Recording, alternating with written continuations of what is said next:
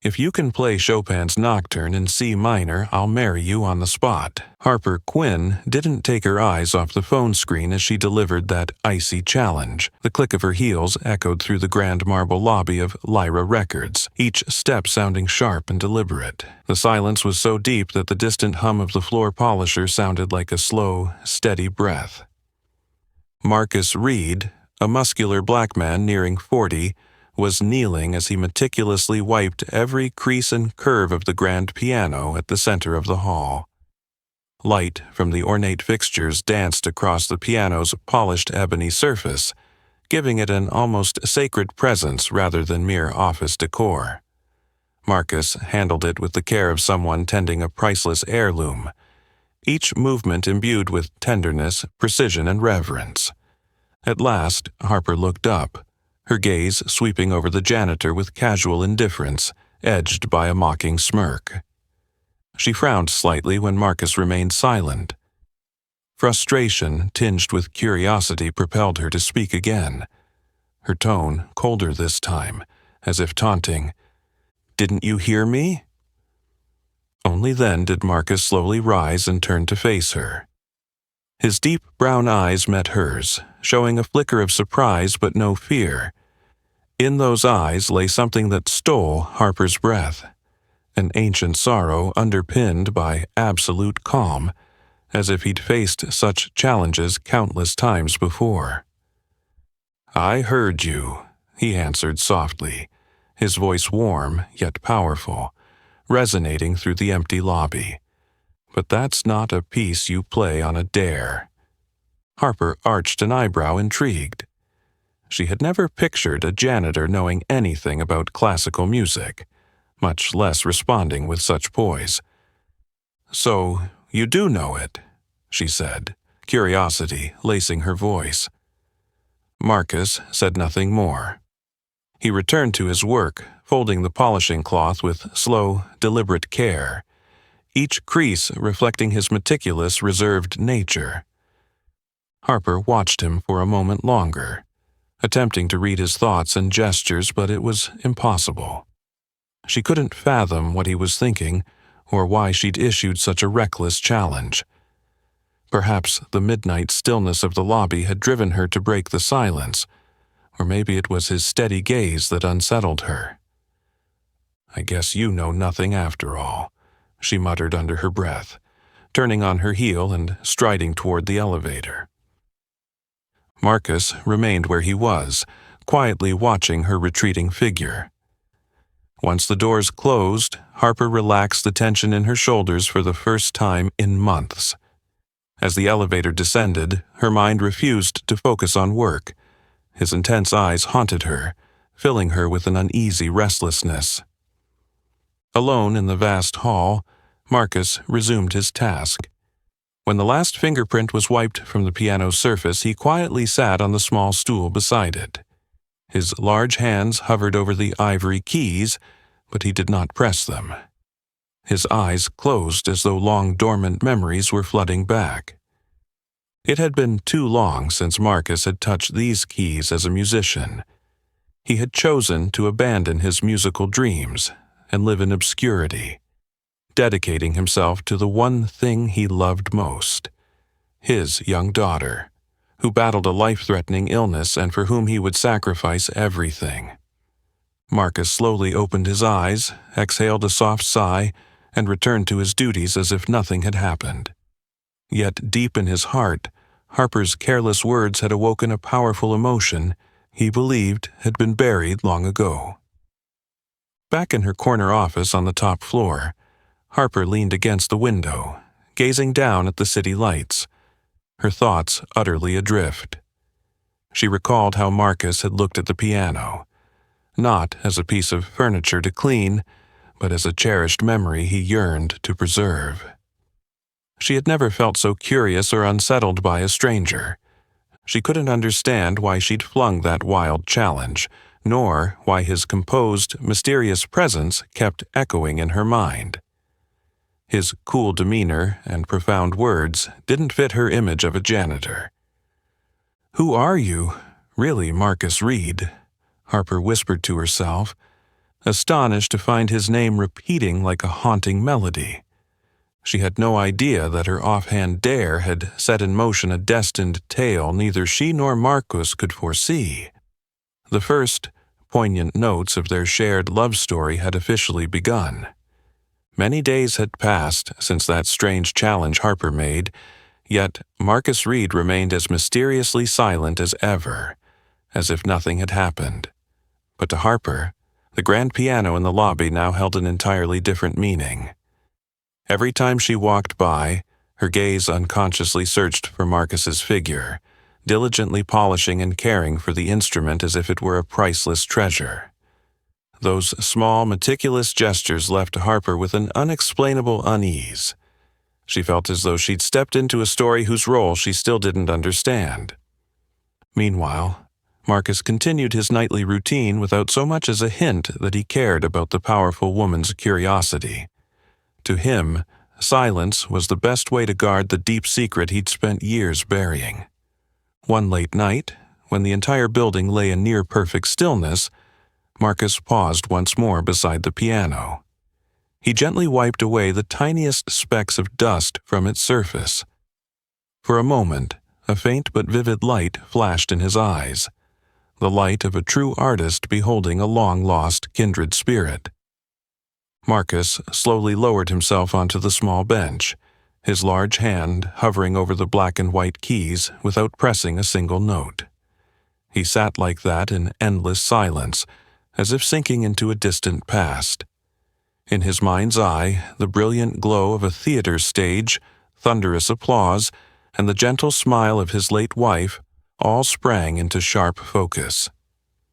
Back then, Marcus Reed had been a shining star in the world of classical music, winner of prestigious awards, and hailed as a rare piano prodigy. His life had been filled with the glow of fame, a flourishing career, and boundless love. But fate was cruel and would not allow him long to savor such joy. On that fateful night, in the midst of his most important tour yet, Marcus's wife, Julia, was diagnosed with terminal cancer. His brilliant life turned in an instant into a merciless nightmare, forcing him to make a heartbreaking choice: pursue his fame, or forsake it all to care for the woman he loved and their newborn daughter. Marcos chose family. He vanished from the spotlight to the astonishment of the music world, leaving behind the career so many dreamed of, becoming instead a devoted husband and father. Yet despite his sacrifice, he could not save Julia from the cruel disease that slowly claimed her life. On the final night before she passed, Julia gripped Marcus's hand, her eyes dim but filled with love and hope. "You have to promise me, Marcus," she whispered weakly. "Don't let the music die with me. Play for me, for Luna, and for yourself." But Marcus never fulfilled that promise. After Julia's death, music became too painful a memory for him to bear. He chose to retreat from the stage, living in quiet obscurity as a janitor to bury the wounds etched deep in his soul. Marcus withdrew his hand from the keys, his eyes sorrowful like an unfinished melody. At that moment, soft footsteps behind him brought him back to the present. He looked up, startled to see Harper Quinn standing there. Harper watched Marcus in silence, her sharp eyes brimming with curiosity, as if she'd witnessed every flicker of pain on his face. Marcus tried to hide his feelings behind a cold expression, but it was too late. Harper had glimpsed a secret corner of his heart. "Who were you, Marcus?" she asked gently, her usual chill replaced by a rare tenderness. "You're not just a janitor, are you?" Marcus remained silent for a long moment, then sighed. "We all have a past, Miss Quinn. Not every past is worth resurrecting." "I just want to understand you better," Harper said, her gaze probing for something deeper. "For what purpose?" Marcus replied, his voice weary but resolute. "The truth doesn't always make things easier." "I'm used to unpleasant truths," Harper answered. determination in her eyes. "I run a music empire, Marcus. I know you once stood at the pinnacle of your career. So, why give it all up to live like this?" Marcus studied her intently, then rose and quietly gathered his cleaning tools, ready to leave. "There are things more valuable than spotlights and applause," he finally said before turning and walking away. "I chose family over fame, and I've never regretted it." Harper stood motionless, watching his silhouette fade into the darkness, her feelings of loss and curiosity growing ever stronger. Marcus's cryptic words echoed in her mind like a haunting refrain, fueling her resolve to uncover the whole truth about this remarkable man. As the elevator doors closed behind Marcus, Harper approached the piano. Her fingers traced the keys lightly as she wondered, could Marcus ever return to music, or would he forever guard his secret beneath layers of dust and time? Even Harper didn't know the answer. But she was certain of one thing. Marcus Reed was no longer just an anonymous janitor. He had become an irresistible mystery that Harper Quinn couldn't easily let go of. In the days following that haunting conversation, Harper Quinn couldn't stop thinking about the secret hidden behind Marcus Reed's solemn eyes. Every time she passed the grand piano in Lyra Records' lobby, it reminded her of the unanswered curiosity and the restless, inexplicable flutter in her chest. But before long, Harper was forced to set aside her personal thoughts when an unexpected crisis pulled her into the biggest challenge since she took the reins of the company. Just hours before Lyra Records' annual charity gala was set to begin, Jennifer Allen, Harper's trusted assistant, burst into her office, face pale with worry. "Harper, we have a major problem." Jennifer's voice trembled with stress. Harper looked up from the stack of papers on her desk, frowning. "What is it?" "Our guest pianist, Lucas Evans, was in a car accident. He's in the hospital and definitely can't perform tonight." Harper froze as anxiety surged through her. This gala was critical, not only for its VIP investors, but because Lyra Records' reputation as the leader in classical music hinged on tonight's performance. She closed her eyes to steady herself. "Jennifer, is there anyone else who could step in for Lucas at the last minute?" Jennifer hesitated, then shook her head. "I'm afraid not. Lucas is our top pianist. There isn't time to bring someone else in. If we cancel, the fallout will be severe." Harper stood and walked to her office window, staring into the distance. A memory flashed through her mind. She'd been a pretty good pianist as a child, until her father's strict ban. The last time she'd played was at 12, just before he warned, "Don't touch the piano again unless you can play it perfectly." She inhaled deeply, turned back to Jennifer and said with quiet resolve, "I'll replace Lucas." Jennifer's eyes widened. "Harper, are you sure? You haven't played in years, and this is a huge event." "I'm sure," Harper cut in. "We have no other choice." A few hours later, Harper walked onto the grand stage in a deep navy evening gown. The bright spotlights formed an overwhelming halo around her. Her hands trembled. She could hear her heart pounding in her chest. She sat at the grand piano center stage, fighting to calm herself as hundreds of expectant eyes watched. But as the first notes rang out, she realized she had made a grave mistake. Her fingers were stiff, her long, unused technique yielding awkward off-key notes. The hush of the formal audience gave way to uneasy murmurs. The more she tried, the more she panicked. Mistaken chords tumbled over one another in chaotic disarray.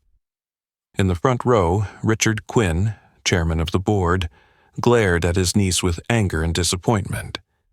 Beside him, Margot Lynn smiled coldly, as if delighted to see Harper prove unworthy of her CEO position. Humiliated, Harper abandoned the piece halfway, rose stiffly and offered a curt bow. She fled the stage as the audience erupted into scattered, mocking applause. Standing in the shadows at the back of the hall, Marcus Reed watched Harper's painful moment. His eyes showed deep sympathy, but he could only stand silently. He knew that crushing sense of failure. He had felt it many times under the glare of a stage. But this time, the suffering belonged to Harper Quinn, the powerful woman who once dared him. Harper ran off stage, her eyes red, into the backstage lounge. She gasped for air, as if awakening from a nightmare. Staring into the mirror, she was filled with shame and self-loathing. Minutes later, the door opened and Richard Quinn entered, his voice cold and furious. "Harper, you've made a laughingstock of this entire company. Do you know what you've done?" Harper forced herself calm, her voice trembling. "I'm sorry, I didn't think?" "You never think ahead," Richard snapped. "Margot was right. You're an amateur, arrogant and careless. If you don't fix this mess immediately, the board will lose patience with you." He turned and strode out, leaving Harper to slump into a chair, crushed by pressure and disappointment. In the doorway's shadow, Margot watched with a triumphant, icy smile. This was the moment she'd been waiting for to remove Harper from the CEO's chair and seize power. She knew Harper's deeper the wound, the easier she'd be to defeat, and she intended to exploit this failure completely. Meanwhile, Marcus stood quietly in the dark corner, watching Harper's retreat with a troubled heart. He realized he was being drawn into the cutthroat power struggle he had once sworn to avoid forever. But in that moment, Marcus knew one thing for certain: he could no longer remain an outsider. His gaze drifted to the piano on stage, still echoing with the aftermath of a failed performance, reminding him that his past and Harper Quinn's future were now intertwined in ways neither had ever imagined. Harper sat motionless in the corner of the backstage lounge, drowned in shame and disappointment, as the noise from the auditorium outside fell silent, leaving a suffocating stillness. She wiped the hot tears from her cheeks, then slowly rose, determined to leave the place where her most painful failure had just unfolded. As she walked down the dimly lit backstage corridor, Harper suddenly heard a sound drifting from afar, gentle and lyrical, as if soothing someone in the silence. She froze, eyes widening in astonishment. It was the melody she had just mangled, Chopin's Nocturne in C minor, but now it was being played flawlessly, heartbreakingly beautiful, with a subtlety and depth of feeling she had never heard before. Harper crept closer, her heart pounding as if afraid to shatter that fragile moment. Peering through a crack in the door, she saw Marcus Reed seated at a small piano tucked into the wings. The faint glow of an old lamp illuminated his strong, expressive features. His fingers glided over the keys effortlessly and fluidly, as though piano and player had been one for years. His eyes were closed, completely immersed in each note, each phrase a tender confession of sorrow and solace. Harper stood transfixed by Marcus's extraordinary talent and emotional intensity. In that instant, all her doubts and curiosities crystallized. This man could not be merely a janitor. The professionalism and artistry in his playing revealed a hidden past, a brilliant career he had fought so hard to bury. When the final resonant chords faded, Marcus opened his eyes and gazed quietly at the keys. Harper could hold back no longer. She stepped forward, the slight noise drawing his attention. He looked surprised, but quickly regained his composure. "Miss Quinn, you play amazing," Harper whispered, her voice still trembling. "The piece I just butchered, you performed it perfectly." Marcus met her gaze with gentle hesitation. "I only wanted to see how the music could live. I didn't mean to intrude." "You didn't intrude," Harper replied, more firmly now. Actually, I've never heard Chopin's Nocturne played so beautifully. How can you—" Marcus paused a moment, then spoke softly. "You missed it because you never truly felt the music. Technique matters, but what's most important is letting your heart flow through every note. This nocturne is about loss, hope, and deep sorrow. You were too focused on pleasing everyone else to listen to your own heart." Harper fell silent, watching him intently. His words seemed to touch wounds she'd buried long ago. "You also overlooked the silence between the notes," Marcos continued gently. "Those pauses are where the soul of the music emerges. They must be embraced, not feared. Maybe you're used to controlling everything, but music can't be forced. It must breathe." Harper felt as though he saw right through her. She nodded and whispered, "Thank you, Marcus." He was quiet for a long moment, then rose slowly. "Just the insight of someone who's failed on stages more times than I can count." Marcus began to walk away, but Harper refused to let him slip off again. "Marcus," she called, making him stop. "Please, why hide such talent? Why choose to be an anonymous janitor?" He turned back, his eyes heavy with sadness. "Not every gift deserves to be on display, Miss Quinn. Sometimes it's a reminder of what we've lost." With that, Marcus left in silence, and Harper stood there, more confused and curious than ever. She realized that he had lived another life, one of glory and acclaim, but also of profound pain and loss. Harper lingered by the piano, resolved to uncover Marcus Reed's story. She knew it might lead her into dangerous territory, but the fierce curiosity and emotion he had awakened in her wouldn't let her stop. She vowed to delve into his past, convinced that understanding Marcus's hidden history might unlock her own wounds, revealing that beneath her strength and power, she too was deeply vulnerable. The weight of Marcus's words that night echoed in Harper's mind for days on end. Unable to shake her fierce curiosity, she resolved to uncover the true past of that silent, inscrutable man. For the next week, Harper scoured every file she could find on Marcus Reed, only to uncover a run-of-the-mill employment record, as if he'd never existed in the music world. That strange absence fueled her determination even more. Finally, through an old friend who'd once covered classical music as a journalist, Harper got a crucial lead. A legendary pianist named Marcus Reed had vanished entirely from the stage at the height of his fame. She stared at the grainy photo on her computer screen. The man in the picture, though younger, was unmistakably Marcus Reed, the same deep, intense gaze and the same hands that had just played Chopin with heartbreaking beauty. Harper read on, her heart growing heavier with each line. Marcus Reed, youngest ever first-place winner of the Vienna International Music Competition. Soloist engagements at Carnegie Hall, Royal Albert Hall, and La Scala. Renowned for his flawless technique and extraordinary expressiveness.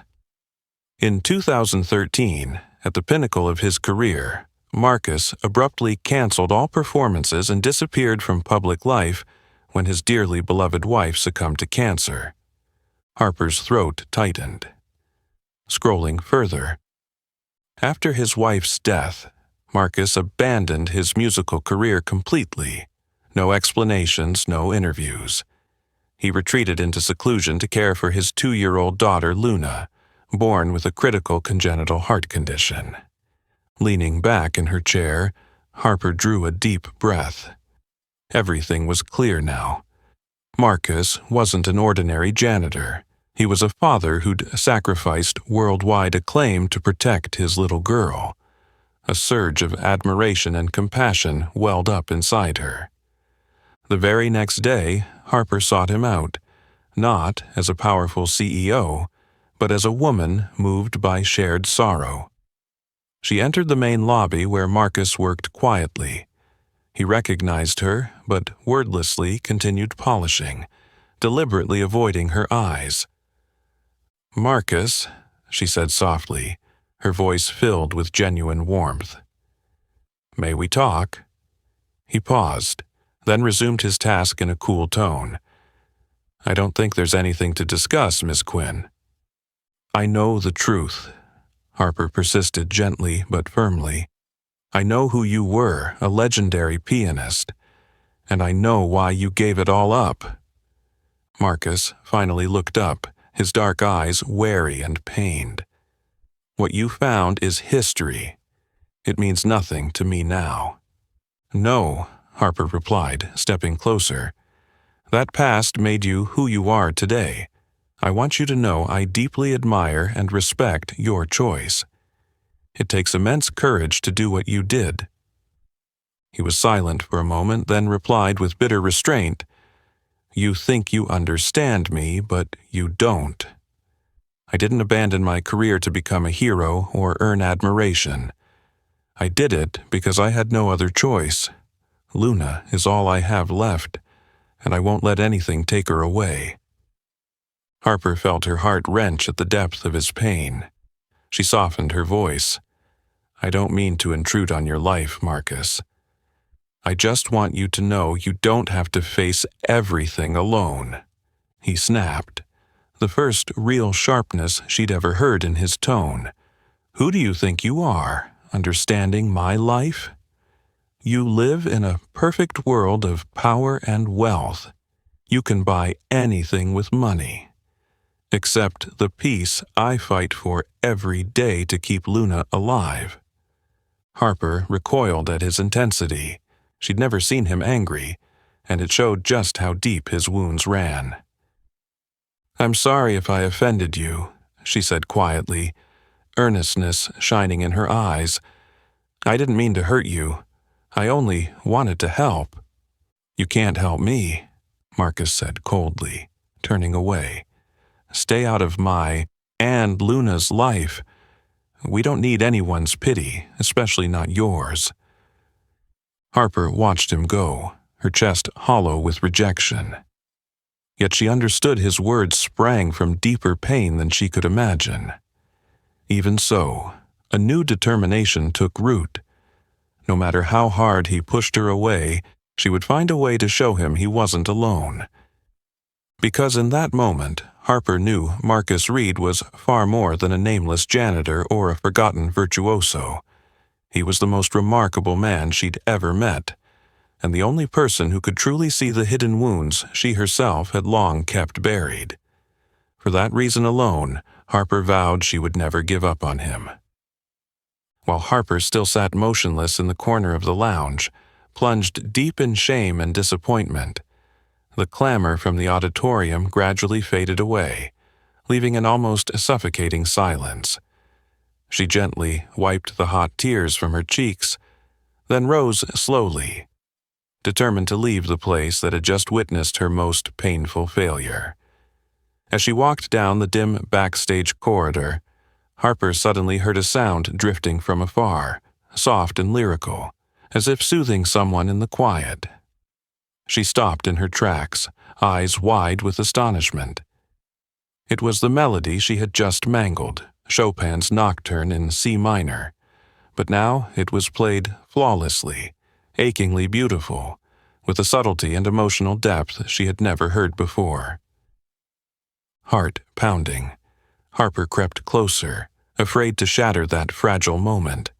Through a narrow gap in the door tucked beside the wings, she saw Marcus Reed seated at a small piano. The faint glow of an old lamp highlighted his strong, expressive features. His fingers glided over the keys with natural grace, as if piano and player were one. His eyes were closed, fully immersed in each note, every phrase a tender confession of sorrow, soothing invisible wounds. Harper stood transfixed by Marcus's extraordinary talent and emotional intensity. In that instant, all her doubts and curiosities crystallized. This man could not be just a janitor. The professionalism and artistry in every note revealed a hidden past, a brilliant career he had fought so hard to bury. When the piece concluded in a cascade of pure, heartfelt resonance, Marcus opened his eyes and gazed at the keys in silence. Harper could no longer hold back. She stepped forward, the slight noise startling him. He looked surprised for a moment, then composed himself. "Miss Quinn," he began. "You play incredible," Harper whispered, voice trembling with emotion. "The piece I just ruined.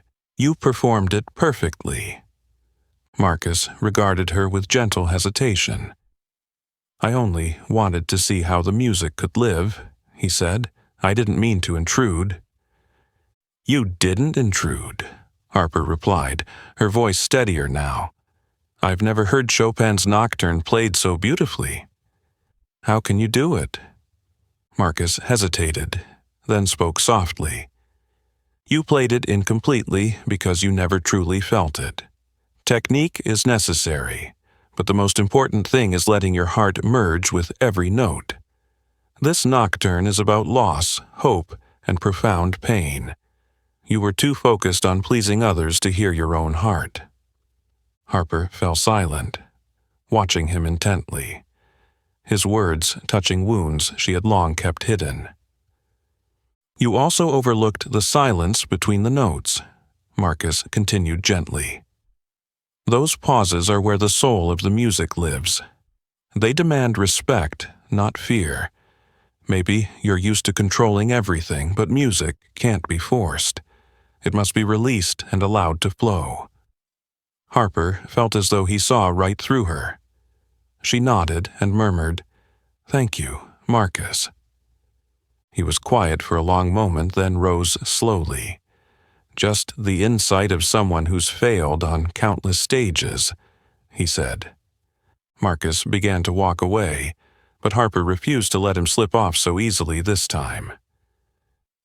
"Marcus," she called softly, making him pause. "Please, tell me why you hide such extraordinary talent.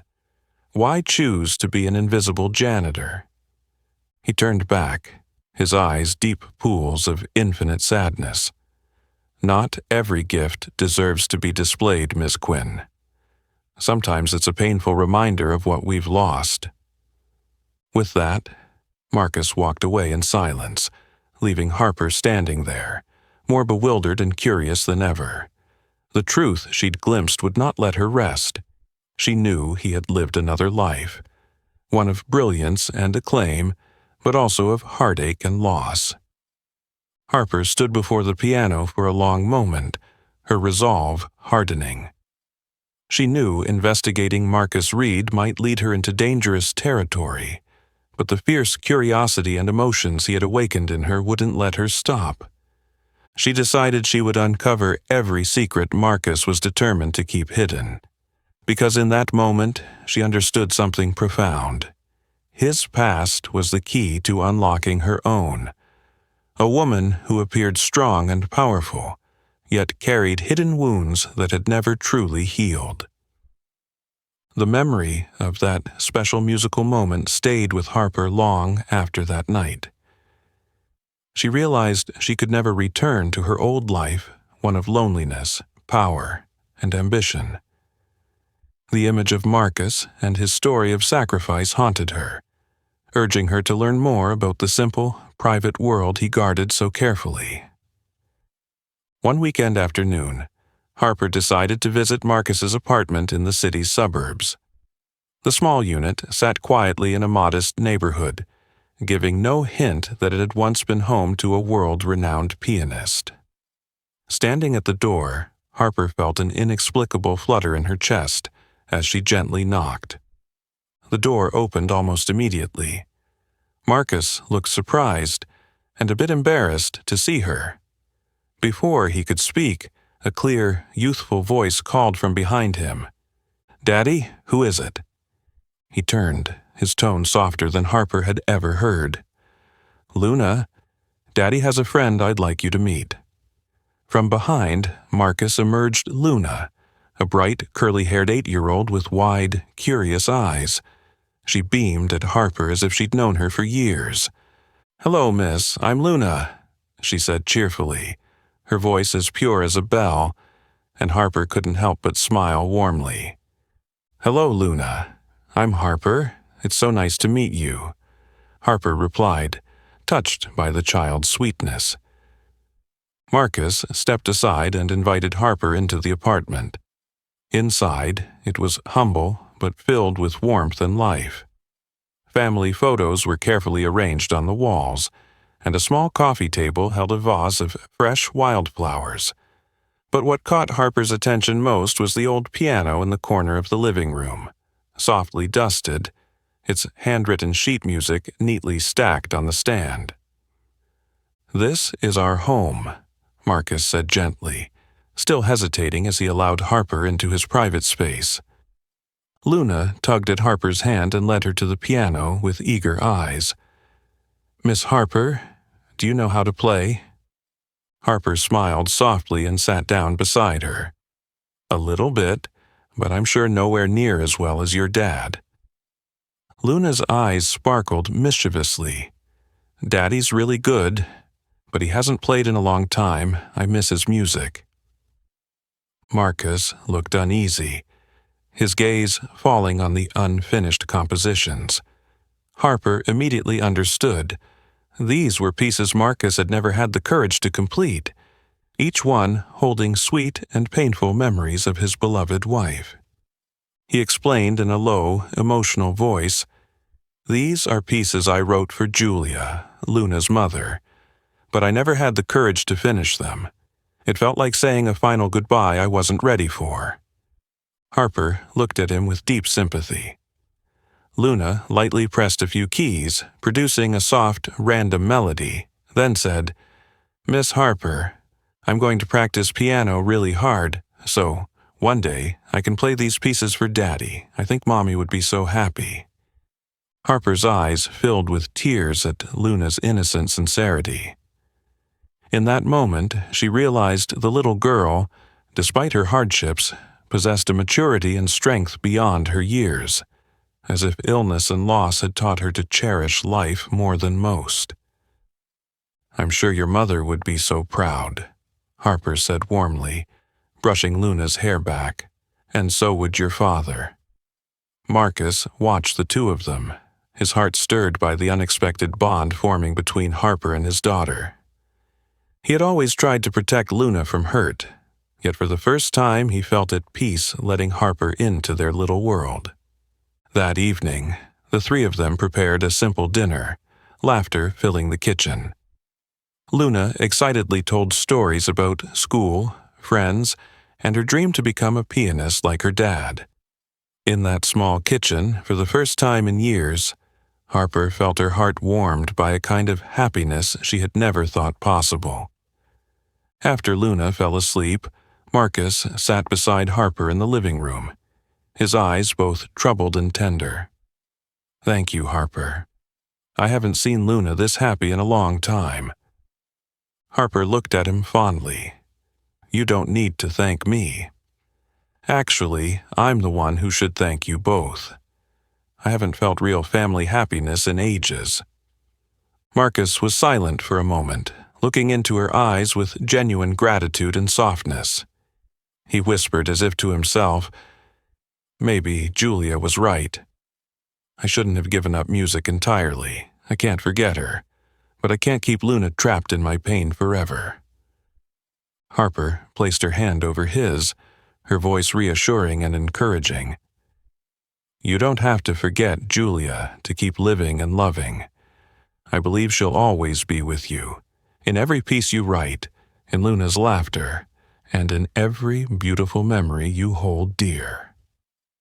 Marcus smiled softly, and for the first time in many years, his heart didn't feel lonely.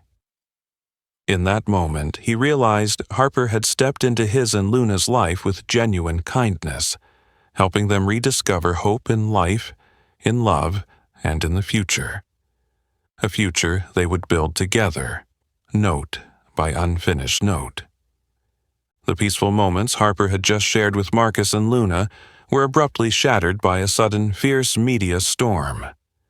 One morning, As soon as she stepped into the office, Harper felt curious and judgmental stares from every direction. Before she could make sense of it, Jennifer, her trusted assistant, burst in, pale and anxious. "Harper, something's gone wrong. You need to see this right now." Jennifer set her phone on Harper's desk. On the screen was a short video going viral at lightning speed. Harper's blood ran cold as she realized it showed her and Marcus playing piano together in the company lobby the night before. Shot from a hidden angle, it was clear enough. Lyra Records' powerful CEO lost in an emotional duet with a black janitor from her own company. Her heart pounded so hard she could hardly breathe. Within hours, social media and the press exploded with the sensational headlines. Powerful CEO Harper Quinn dating a janitor? Scandal rocks Lyra Records. News outlets dug into the disparity of status and wealth, and, even more toxically, Marcus's race. Cruel comments flooded in, mercilessly attacking Harper and accusing her of exploiting Marcus to polish her image or undermine the company. Marcus, too, was targeted by a wave of vicious, racist slurs. Harper felt as if the ground had opened beneath her. She didn't care about her own reputation, but the thought of Marcus and Luna enduring such cruelty tore at her heart.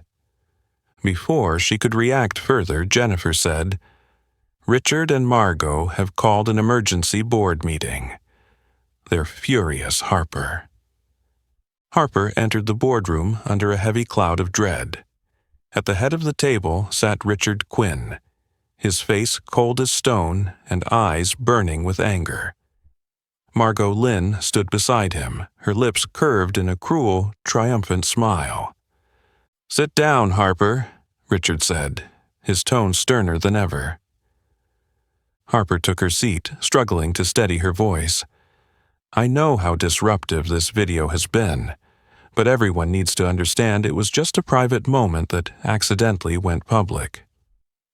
"A private moment?" Margot sneered. "Harper, you're the CEO of Lyra Records. Nothing you do is private, especially not with someone in his position. Do you realize how much damage this is doing to the company's image and reputation?" Richard's gaze sharpened. "Harper, I don't care what you do outside work hours, but having this happen in our own lobby and then go public is unacceptable.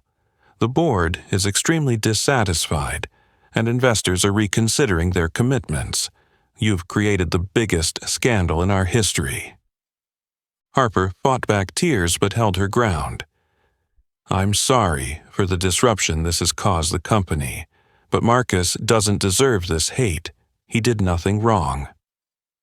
"The issue isn't Marcus," Margot interjected icily. "The problem is you. You lost your judgment the moment you decided to get involved with him. Think carefully, Harper. Everyone's questioning whether you deserve to remain CEO." Richard nodded in agreement. "Harper, you must issue a clear public statement denying any romantic involvement with that man. You have to make it plain it was a momentary lapse in judgment, and ensure it never happens again.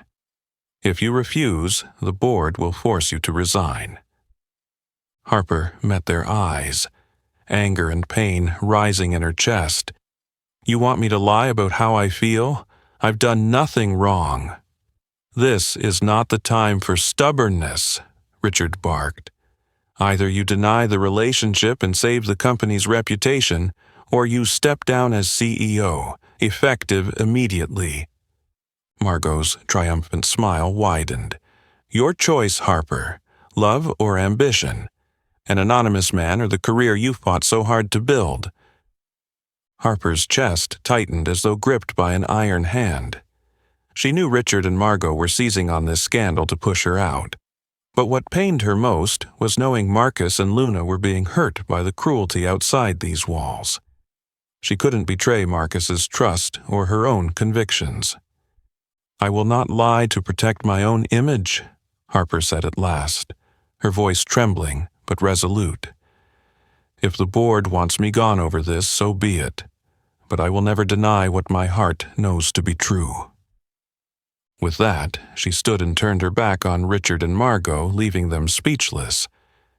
She had chosen a difficult path, but Harper knew, deep down, she had done the right thing, not for herself, but for Marcus and Luna, and for everything they were building together.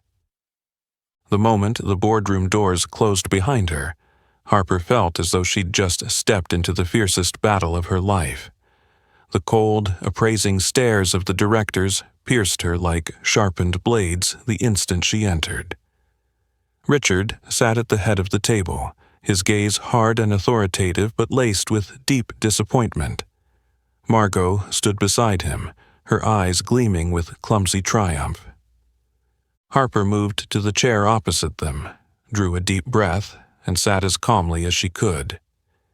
She knew full well the consequences if she refused Richard and Margot's demands.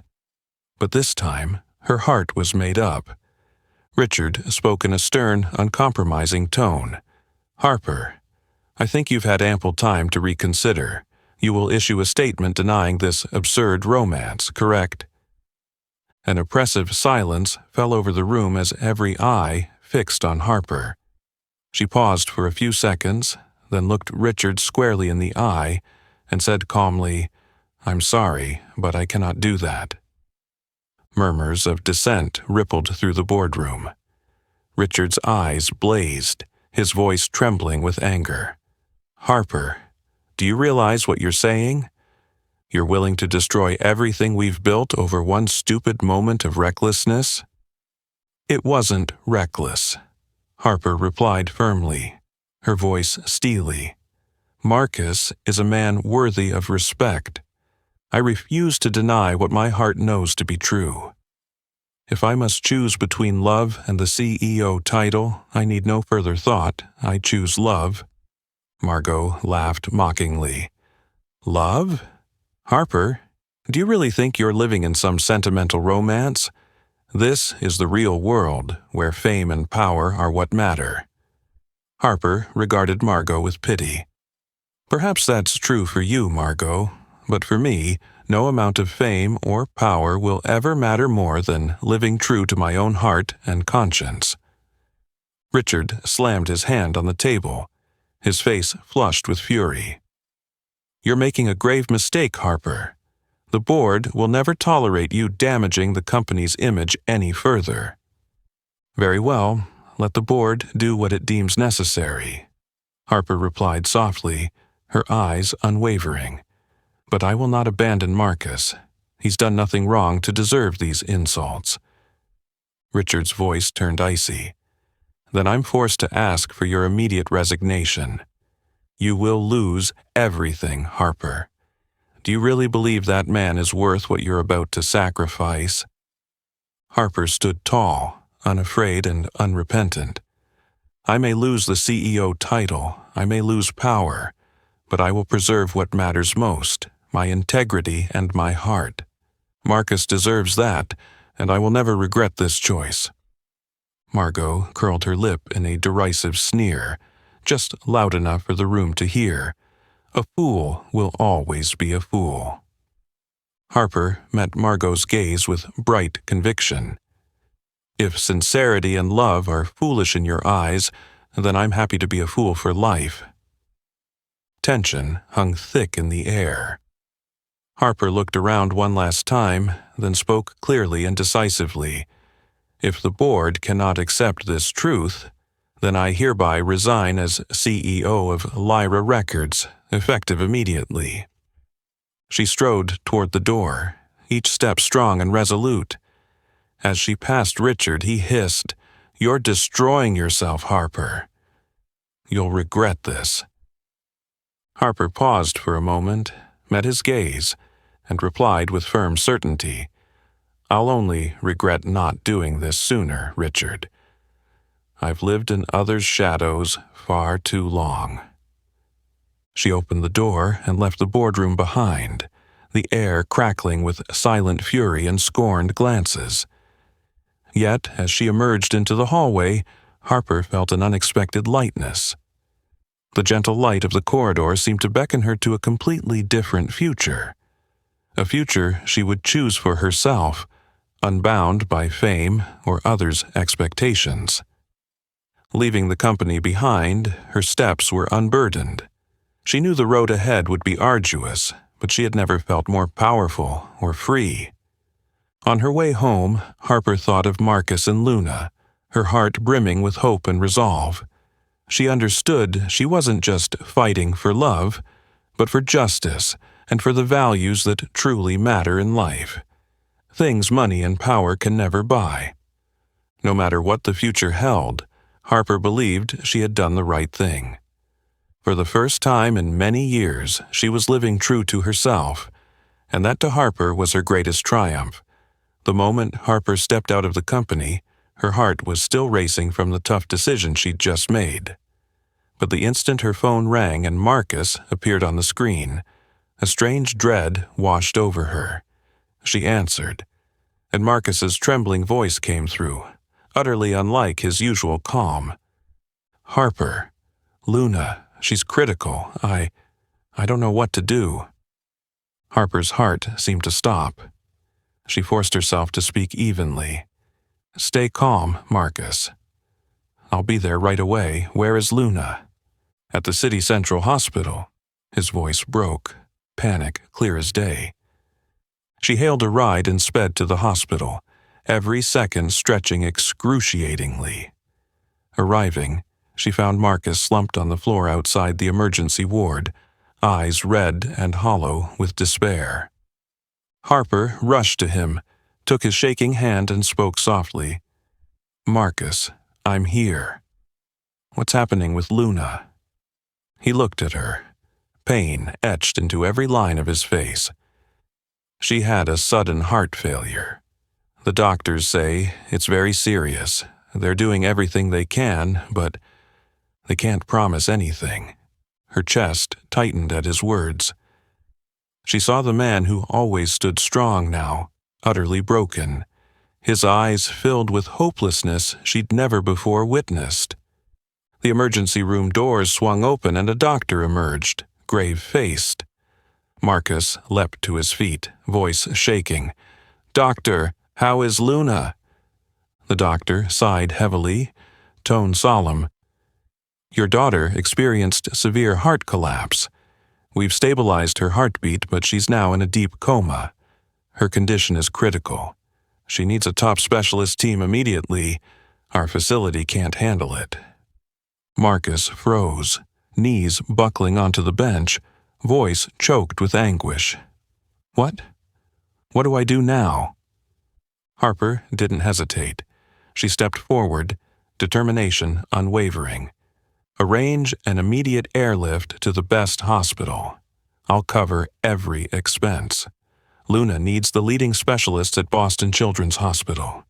The doctor looked startled, then nodded briskly. "If you can arrange it, we'll coordinate and transfer her tonight." Marcus turned to Harper, voice trembling. "Harper, you don't have to." "I'll do anything to save Luna and support you," Harper said firmly, her promise unbreakable. "We'll get through this together. You're not alone anymore." That very night, a medical jet flew Luna to Boston. Harper leveraged every contact and resource she had to ensure a swift transfer, because in moments like these, every second counts. In Boston, a top pediatric cardiology team immediately took charge. As they waited outside the operating room, Marcus sat collapsed, head bowed, shoulders shaking from exhaustion and despair. Harper sat beside him, gently wrapping an arm around his shoulders. Her voice was soft but resolute. "You've been so strong for so long, Marcus. Now let me be strong for you. Luna is a fighter, just like her dad." He lifted his head to look at her, gratitude and guilt mingling in his eyes. "I've let her suffer too much. I wasn't strong enough to protect her." "Marcus," Harper interrupted gently yet firmly, "stop blaming yourself. You're the most devoted father I know. You sacrificed everything for Luna, and she knows that more than anyone." Marcus stared at her as though seeing her clearly for the first time. In his pained eyes a flicker of hope. The spark of new life began to glow. "Harper, I honestly don't know what I'd do without you right now," he whispered. "You don't have to think about that," Harper replied, squeezing his hand. "Right now, let's pray and believe Luna will wake up soon." Marcus nodded and leaned his head on her shoulder. Together they sat in the tense hush outside the operating room. But even in this darkest hour, they found strength in one another. Their bond, unbreakable, would carry them through whatever the future held. The tense days of waiting at Boston Children's Hospital dragged by slowly and felt like an ordeal. Every tick of the clock in the hallway seemed to deepen Marcus's helplessness. Yet, amid that silence, when Marcus felt he had no strength left, Harper was by his side, quietly giving him the strength and peace he'd never known. One late afternoon, as the fading sunlight streamed through the small waiting room window, Harper sat beside Marcus and whispered gently, "I just received an invitation from a major Boston charity. They want to host a special benefit concert for Luna, and they'd like you to perform." Marcus looked up at Harper, his eyes clouded with doubt and worry. I don't know if I can. It's been so long since I stood on a stage." Harper softly placed her hand over his, her gaze warm and sincere. "You can do it. This isn't just a fundraiser for Luna. It's your chance to find yourself again, Marcus. I believe in you, and so does Luna." Marcus stared at her for a long moment, his heart stirred by her unwavering faith. Finally, he nodded ever so slightly, his voice quiet but determined. "I'll try again, for Luna and for you." The day of the concert arrived sooner than Marcus expected. Boston Symphony Hall was bathed in soft light, and hundreds of supporters filled the seats, eager to help Luna. Backstage, Marcus's hands trembled as he stared at the piano keys in front of him. Harper stood beside him, holding his hand firmly, and murmured, "Remember, you're not alone up there, Marcus. Luna and I are with you." Marcus took a deep breath, stepped onto the stage to thunderous applause, bowed gently, and seated himself at the grand piano, facing the lights for the first time in years. The moment his fingers touched the keys, years of pent-up emotion poured forth. He closed his eyes, envisioning Julia's gentle smile and Luna's radiant laughter giving him strength. Then Marcus began to play the most important piece of his life, a melody born of love, sacrifice, and fierce hope. Each note he played was a heartfelt prayer for Luna, carrying every ounce of his devotion as a father fighting to save his daughter. His music was tender, profound, and aching, yet infused with the limitless power of hope, washing over the hall and moving every listener to their core. In the front row, Harper could not hold back tears as she listened. She knew each note told Marcus's story, his losses, his pain, but also his courage and faith in the future. Meanwhile, in a darker corner of the hall, Margot Lynn watched with cold calculation. She was displeased to see Marcus celebrated and Harper hailed for her noble gesture. Margot had hoped to oust Harper from the company. Now she wanted their reputations destroyed. But no matter what schemes Margot contrived, this moment belonged entirely to Marcus. His music rose above jealousy and hate like light dispelling darkness, touching every heart in the audience. As Marcus played the final chord, the hall fell into reverent silence, none daring to break that sacred moment. He lifted his hands from the keys, letting the final resonance echo in the hushed space. At that moment, Harper's phone rang. She slipped backstage to answer. On the other end, the Boston doctors' voices trembled with joy. "Miss Quinn, it's unbelievable. Luna has awakened, fully conscious and responding wonderfully. Her heart is miraculously recovering." Harper was speechless with emotion, tears of joy streaming down her cheeks. She raced back onto the stage just as Marcus stood to acknowledge the crowd. "Marcus, Luna is awake. She's doing great." Marcus froze for a heartbeat. Then his heart seemed to burst with joy. He swept Harper into his arms, tears freely falling as he spoke without hesitation. "Thank you, Harper. You helped me find the music of my life again." The audience erupted into thunderous applause and cheers, all bearing witness to the miracle unfolding in Marcus and Luna's lives. Far off, Margot stood, fists clenched in anger, knowing she could never break the power of love and sincerity. In that moment, Marcus knew he had rediscovered the light of his life, and this time he would never lose it again. He looked at Harper with eyes full of love and gratitude, ready to step into the future, where love, faith, and music would walk beside them always. After the moving concert and the miraculous news of Luna's recovery, Marcus and Harper immediately returned to the Boston hospital that very night. The moment they stepped into her room and saw Luna sitting up in bed, offering a weak yet radiant smile, Marcus felt his heart come alive again.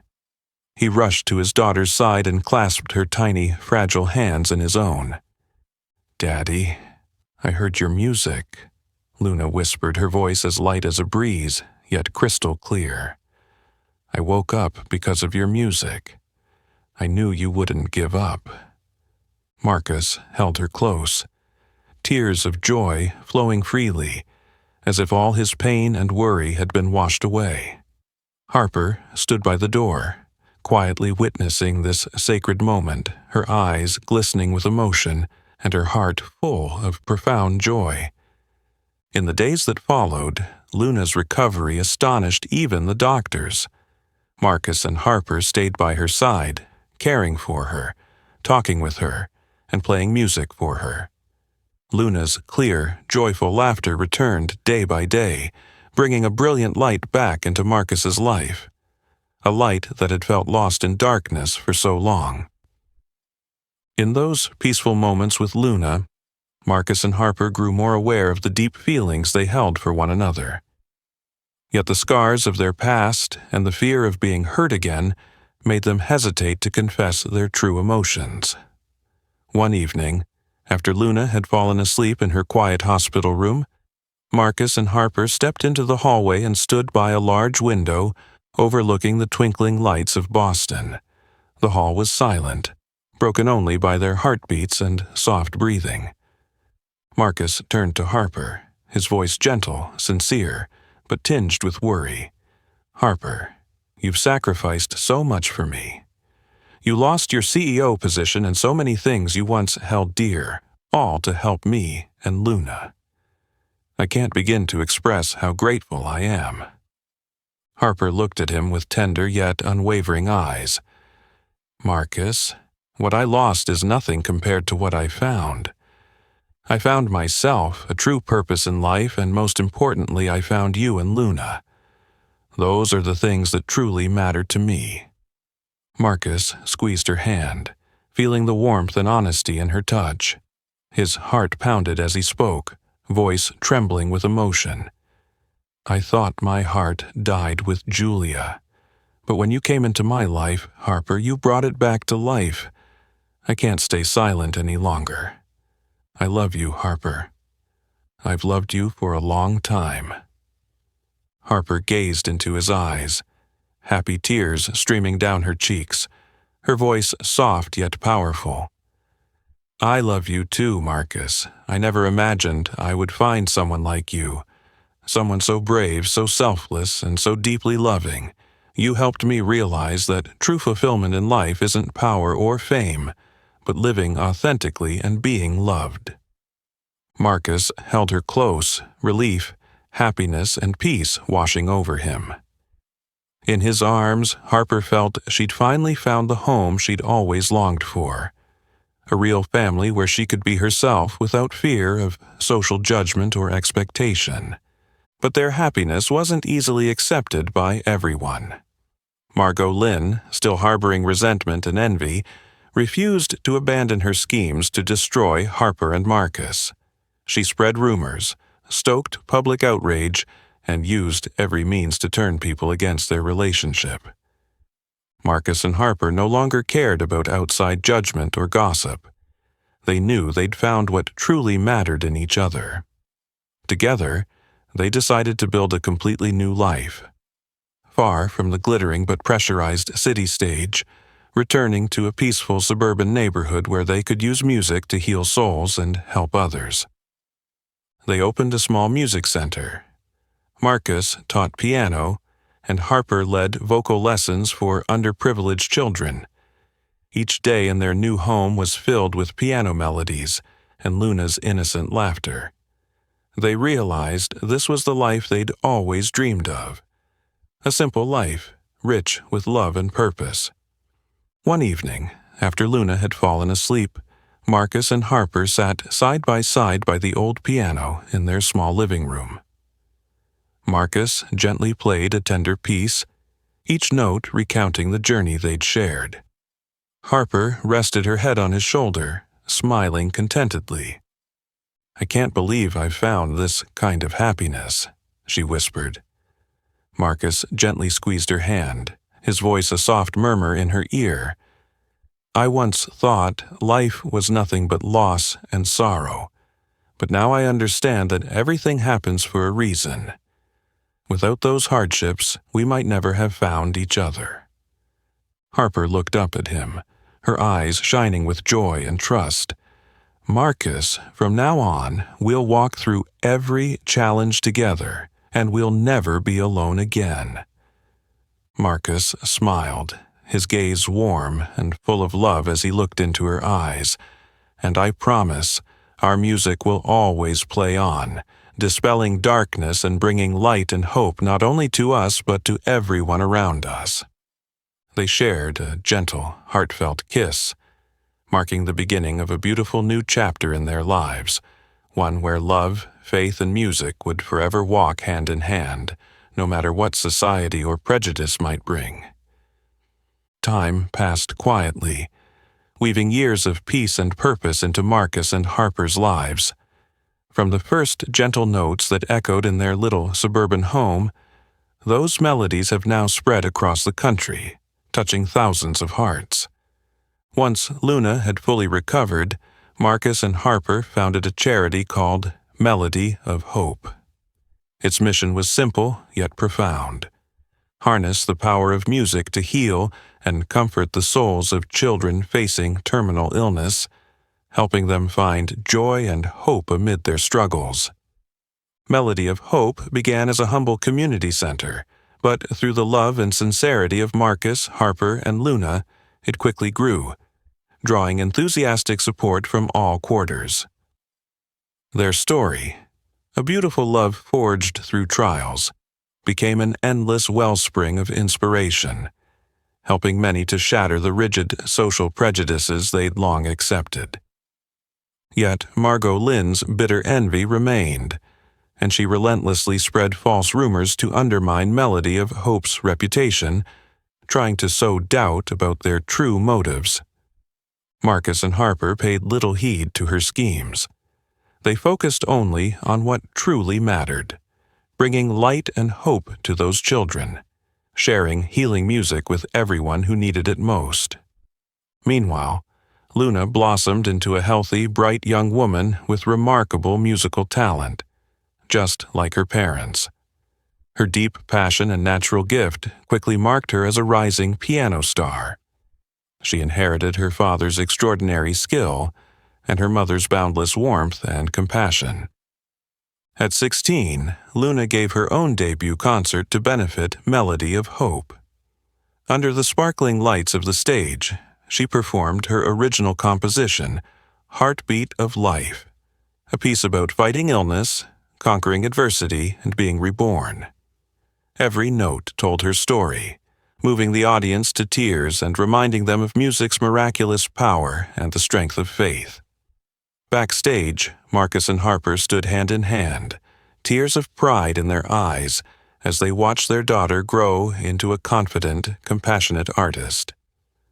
They realized it was their unwavering love and fierce belief that had lifted Luna from despair into the light of life. In the years that followed, Marcus and Harper toured small towns and community centers nationwide, performing with no thought of fame or fortune. For them, music had become a gift, a sacred mission to heal hearts, spread love, and connect people. Wherever they went, their music left a lasting mark, penetrating listeners' souls like a gentle stream, washing away prejudice, doubt, and long-held pain. They didn't just perform. They listened, shared, and helped strangers, bringing new hope and meaning to those who needed it most. Melody of Hope flourished, spreading its humanistic values ever further. Margot Lynn, after bitter failures to derail Harper and Marcus, finally gave up, realizing that love and sincerity could never be conquered by lies and hatred. Decades later, with hair now streaked with silver, Marcus and Harper still performed on their small, cozy charity stage, always with Luna, now a celebrated pianist inspiring millions worldwide. Their little family often gathered around the old piano, playing together and sharing stories of love, hope, and unwavering belief in life. One golden afternoon, as they sat together on their porch bench, Marcus smiled gently at the sunset, his eyes calm and full of joy. He took Harper's hand and whispered, "You know, Harper, I once thought my life would remain in darkness forever. But you, Luna, and music brought me back. Through you, I've learned that the losses and wounds of the past were preparing me for something more beautiful and meaningful." Harper rested her head on his shoulder and smiled softly. "And because of you, I learned that love and sincerity are stronger than any prejudice or storm. Our music is more than melodies. It's the pulse of our hearts, the very essence of life." Marcus looked deeply into Harper's eyes, emotion flooding his gentle expression. "I hope that after all this, what we leave behind in the world is love, hope, and beautiful echoes that never fade from the hearts of those who hear them." Harper squeezed his hand, her heart at peace. "And I believe they will echo on forever, like an endless song, in all of our hearts." And so, in the warm sunset glow, Marcus and Harper sat together, quietly listening to the music of their lives, a song written in love, courage, sacrifice, and fierce hope, leaving behind a deep, beautiful, everlasting resonance in every heart touched by their story. The tale of Marcus, Harper, and Luna shows us that music and love hold miraculous power. They transcend prejudice, heal the deepest wounds of the soul, and leave echoes that never vanish. Sometimes a single tender melody is enough to change a life, helping us rediscover real hope and the true meaning of living. What about you? Have you ever experienced a moment when music truly transformed your life? Share your story in the comments below. If you loved this heartfelt tale, please like, share this video with loved ones, and don't forget to subscribe for more inspiring stories. Thank you for listening, and see you next time.